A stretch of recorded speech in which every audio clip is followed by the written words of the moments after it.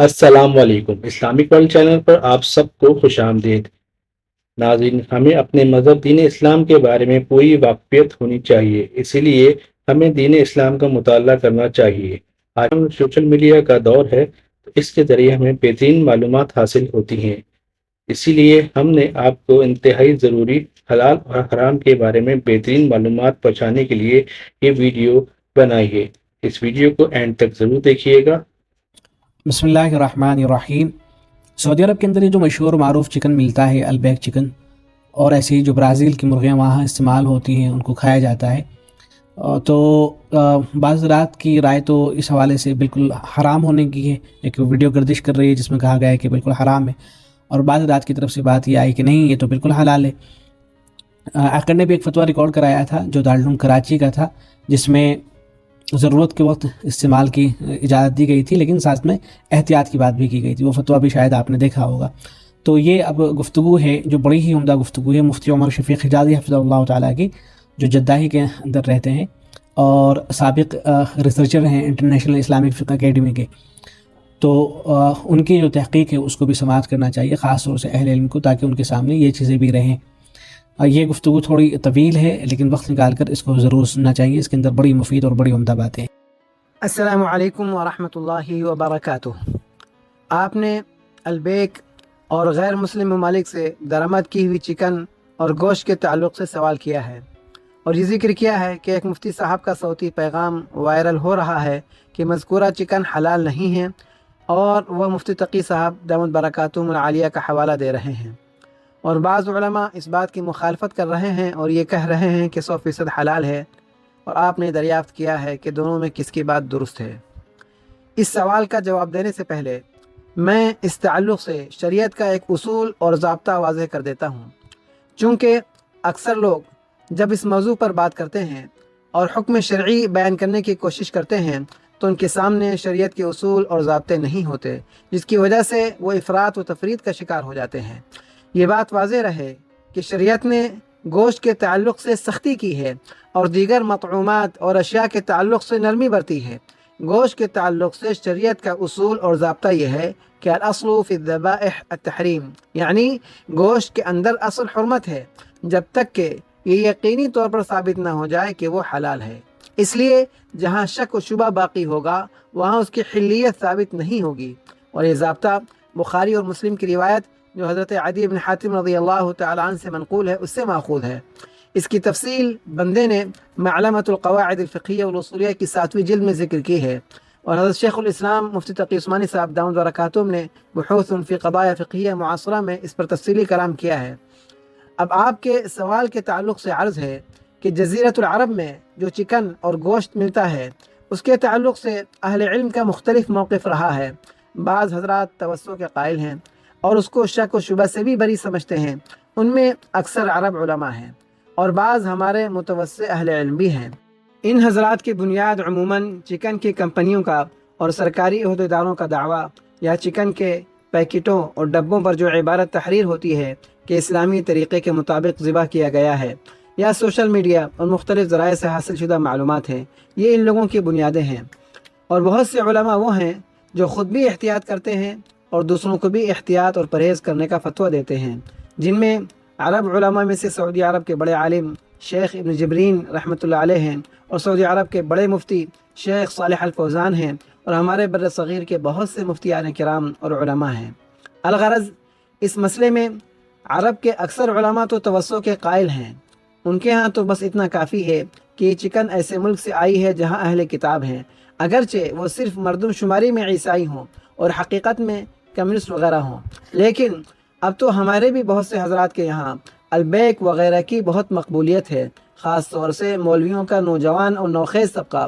وہ تو یہاں تک دعویٰ کرتے ہیں کہ یہ 100% حلال ہے اور اس میں کوئی شک و شبے کی بھی گنجائش نہیں ہے۔ خیر، ان حضرات کو البیک اور برازیل وغیرہ کی چکن بہت بہت مبارک ہو۔ اور یہ مسئلہ ہر کچھ عرصے کے بعد اٹھتا رہتا ہے،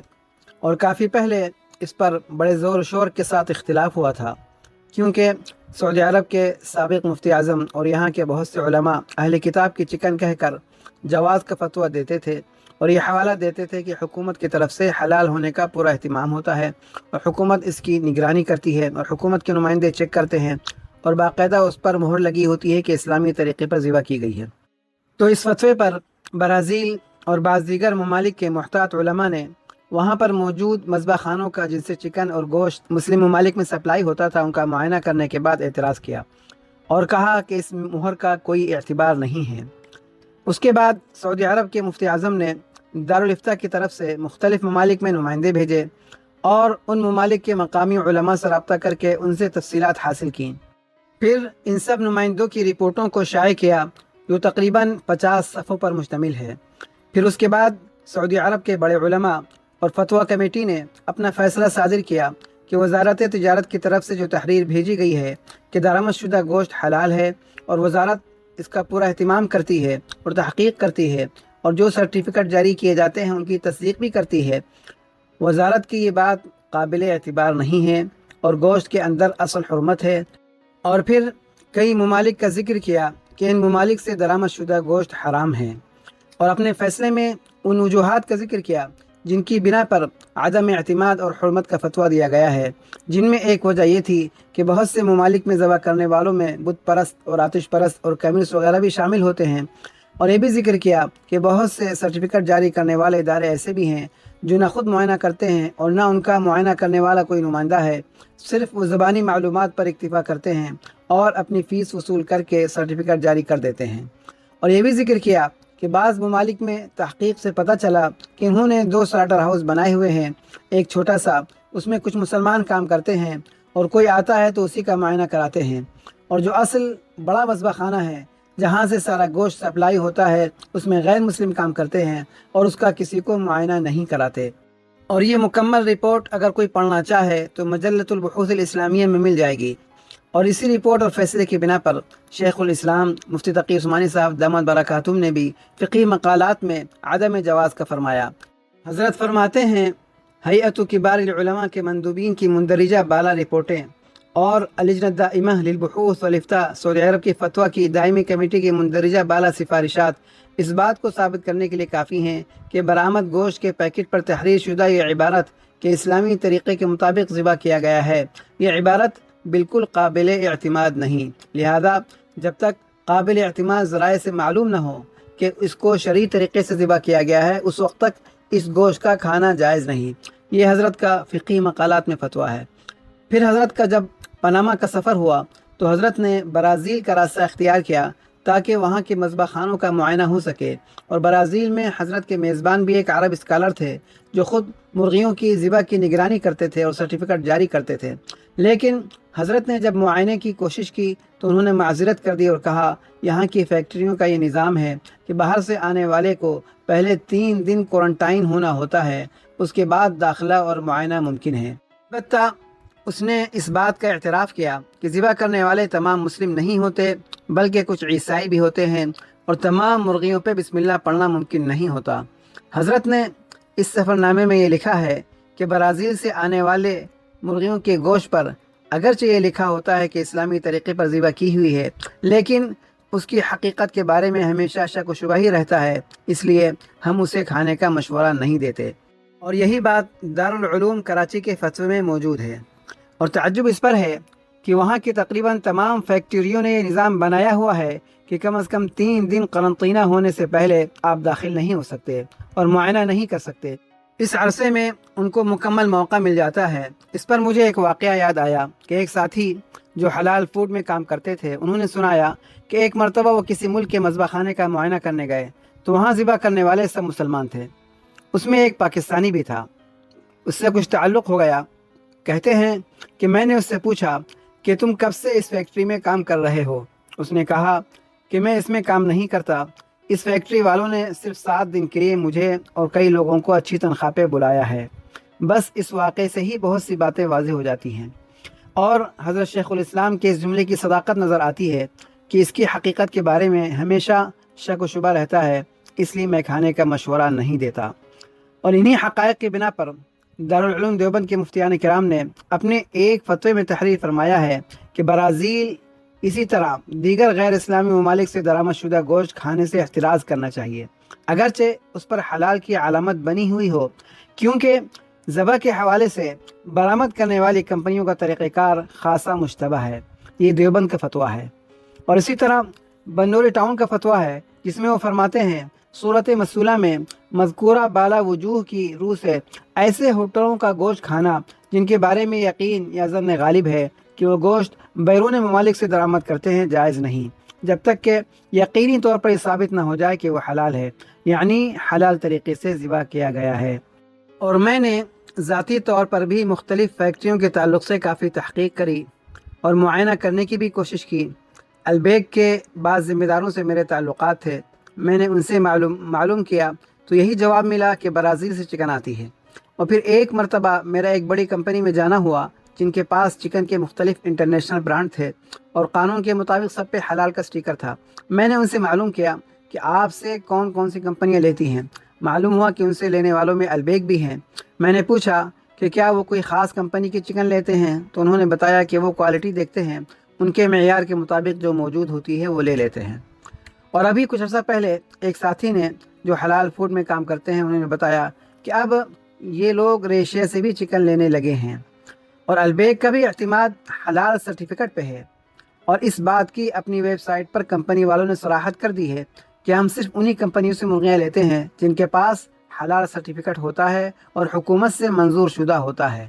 اور اس مسئلے کے تعلق سے میں سعودی عرب کے بڑے مفتی شیخ صالح الفوزان کی تحقیق ذکر کر دیتا ہوں۔ انہوں نے اپنی کتاب احکام الصید والذبائح میں غیر مسلم ممالک سے امپورٹ کیا ہوا چکن اور گوشت کے تعلق سے تفصیلی بحث کی ہے اور اس کو حرام قرار دیا۔ اور انہوں نے ایک وجہ یہ بھی ذکر کی کہ کئی واقعات ایسے پیش آئے ہیں کہ اسلامی طریقے پر ذبح کیا ہوا کی مہر کے باوجود پیکٹ میں مرغی گردن سمیت تھی جس کو کاٹا ہی نہیں گیا تھا۔ اور حد تو یہ ہے کہ مچھلی کے پیکٹوں پر بھی اسلامی طریقے پر ذبح کیا ہوا کی مہر لگی ہوتی ہے اور مچھلی کا یہ منظر اب بھی کبھی کبھی نظر آ جاتا ہے۔ اور شیخ کا ابھی تک یہی موقف ہے، اس میں کوئی تبدیلی نہیں ہوئی۔ وہ یہ بھی فرماتے ہیں کہ اس کا متبادل موجود ہے، مقامی چکن بڑی فراوانی کے ساتھ موجود ہے، تو اس کو چھوڑ کر باہر کی طرف جانے کی اور مشتبہات میں پڑنے کی ضرورت کیا ہے؟ تعجب تو مجھے ان نوخیز مفتیوں پر ہے جو بڑی جرأت کے ساتھ کہتے ہیں کہ 100% حلال ہے اور کوئی شک و شبہ بھی نہیں ہے۔ میں تو ان لوگوں کو معذور سمجھتا ہوں۔ بلند صاحب کا یہ کہنا کہ اب تو سب ہاتھ سے ذبح کرتے ہیں یہ کافی نہیں ہے۔ ذبیحہ کے لیے تو یہ بھی شرط ہے کہ ہر مرغی پہ اللہ کا نام لیا جائے، اور جو موجودہ مشینی نظام ہے اس میں ایک دن میں ہزاروں لاکھوں کی تعداد میں مرغیاں ذبح ہوتی ہیں، اور ذبح کرنے والے ایک آدمی کو ایک دن میں کئی ہزار مرغیاں ذبح کرنا ہوتی ہیں، تو ظاہر سی بات ہے کہ انسان مشین کی برابری نہیں کر سکتا۔ عموماً اس کا طریقہ یہ ہوتا ہے کہ ایک چین میں الٹی لٹکی ہوئی مرغیاں آٹومیٹک مشین کے ذریعے گھوم کر آ رہی ہوتی ہیں اور 3-4 بندے کھڑے ہوئے ذبح کرتے رہتے ہیں، اور ظاہر سی بات ہے مسلسل 4 گھنٹے یا 6 یا 8 گھنٹے ہر مرغی پر بسم اللہ پڑھنا آسان نہیں ہوتا۔ اور ہوتا یہ ہے کہ بہت سے لوگ تو اللہ کا نام لینے کا اہتمام ہی نہیں کرتے اور نہ اس کو ضروری سمجھتے ہیں، خاص طور سے عرب لوگ، اور بعض شروع کی چند مرغیوں پہ پڑھ لیتے ہیں